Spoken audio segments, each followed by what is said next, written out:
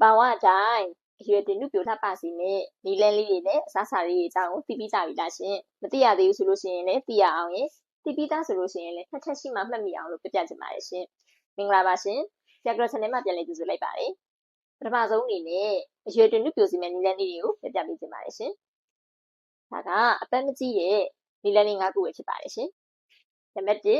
ရေတောက်ပေးရပါမယ်ရှင်ဒီနေ့မှာအနည်းဆုံးရေကို2လီတာကနေ3လီတာတောက်ပေးရပါမယ်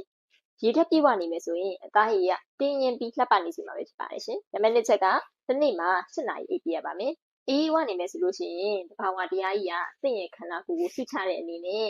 တဘာဝတိုင်းလှပနေအောင်လက်ဆက်နေအောင်ဒီပြီးမှာပဲဖြစ်ပါတယ်ရှင်နံပါတ်3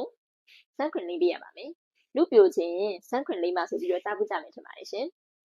ဘာကြောင့်လဲဆိုတော့အိုမင်းညင်ရော်စီတဲ့အကြောင်းရင်းတွေက80%ခိုင်နှုန်းပါဆိုလို့ရှိရင်နေအောင်စီကလာတဲ့ ruby rays တွေကြောင့်ပဲဖြစ်ပါတယ်ရှင်။နံပါတ်4စိတ်ဖိစီးမှုကိုလျှော့ချပေးရပါမယ်ရှင်။ကိုက stress တွေအများများနေပြီးစိတ်ဖိစီးမှုတွေများနေပြီဆိုလို့ရှိရင်ဒါအိုမင်းညင်ရော်စီရဲ့အချက်ဖြစ်တာပေါ့နော်။ဒါကြောင့်စိတ်ဖိစီးမှု